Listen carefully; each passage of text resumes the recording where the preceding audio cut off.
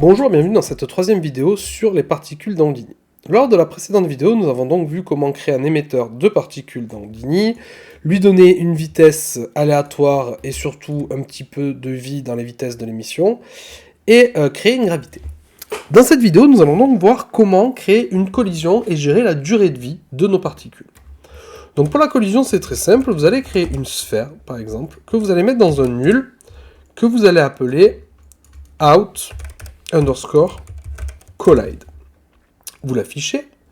On va surtout afficher le template, donc elle est sûrement au niveau là. Donc vous allez la déplacer, comme elle est ici, paf, paf, et la mettre là pour avoir une collision en fait avec votre objet. Je vais augmenter la size, donc on peut augmenter bien comme il faut, comme ça, voilà, pour vraiment que cette sphère entre en collision avec vos particules. Vous allez rentrer à l'intérieur du PopNet, et vous allez créer un nœud qui s'appelle le Static Object. Le Static Object, c'est en opposition avec Dynamic Object, c'est-à-dire que c'est un objet qui n'est pas affecté par les forces de gravité, par la collision, etc., mais qui, lui, va affecter les autres. Donc du coup, dans ce Static Object, dans SOP_Pass, ici, il faut lui dire quel objet on va aller chercher. Donc nous, on va aller chercher le outCollide. Donc là, ça va être notre collider. Pour le faire rentrer dans la simulation, il faut venir créer un merge que vous allez mettre en dessous du gravité et connecter comme ça. Je retourne à la première frame et là je lance ma simulation, mais rien ne se passe. Pourquoi rien ne se passe? Ça, c'est un problème que vous allez avoir souvent, que vous allez vous tirer les cheveux là-dessus et pas comprendre pourquoi ça ne veut pas se collider. C'est tout simplement parce que le merge, ici, il est réglé d'une certaine manière. Affector relationship, il y a marqué left input affect right input. Ça veut dire que l'entrée gauche, donc cette ligne-là, va affecter l'entrée droite.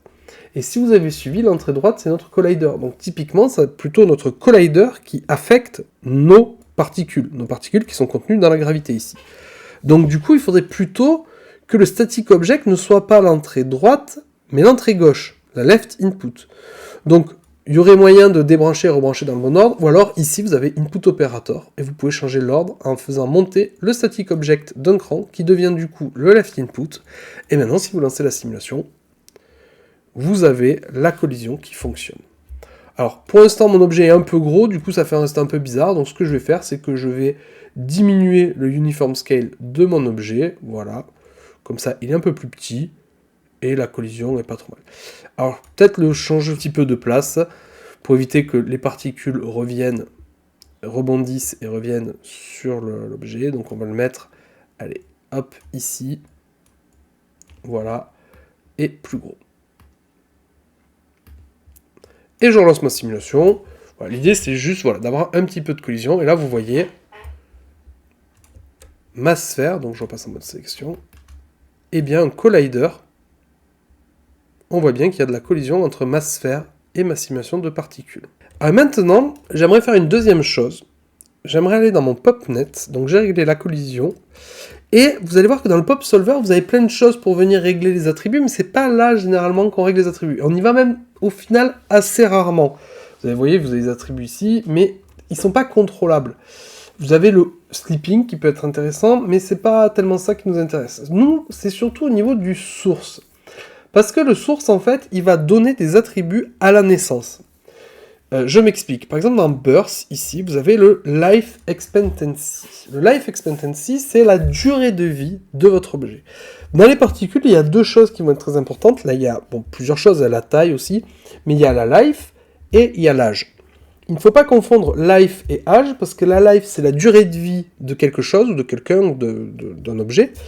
Et l'âge, c'est l'âge actuel de ce quelqu'un, de ce quelque chose, de cet objet. Par exemple, si on prend, prenons un exemple moi, admettons que je vive jusqu'à 100 ans, 100 ce sera donc ma life, par contre actuellement j'ai 34 ans, donc 34 c'est mon âge. Donc ça, c'est vraiment la différence entre life et age. Et du coup, c'est assez intéressant parce que dans Houdini, on peut donc savoir, grâce à la life et à l'âge, on peut resituer sur une timeline où la particule est par rapport à son cycle de vie. Donc on pourra par exemple lui dire, au début on lui donne telle couleur, après on lui donne telle couleur, et avant de mourir elle aura telle couleur. Mais pour l'instant, ce qu'on va faire, c'est qu'on va changer la life de base. Et quand la particule est créée, elle a donc une life. Nous, ce qu'on va faire, c'est qu'on va peut-être mettre, par exemple, 3 en life. Donc ça veut dire que ma particule vit 3 secondes. Regardez ce qui se passe, NS, et là, paf, elle meurt au bout de 3 secondes. Par contre, comme elle meurt tout au bout de 3 secondes, il y a une sorte d'effet, elles sont toutes supprimées en même temps, et on sent vraiment ce côté, elles sont toutes supprimées en même temps. Donc on va mettre ici, dans le life variance, vous allez mettre 1, et ça veut dire que votre life ne sera pas de 3 pour toutes les particules.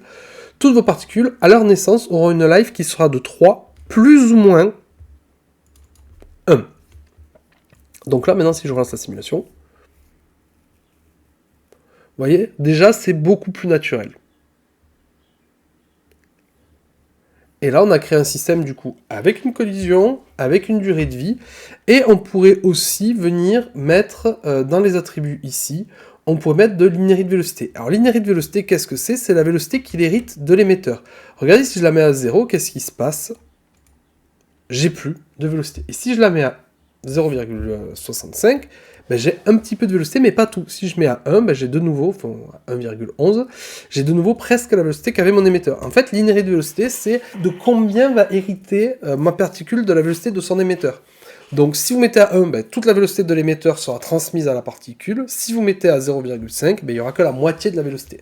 Ça peut être très pratique quand vous avez par exemple une baguette magique ou une fée qui se balade dans le ciel.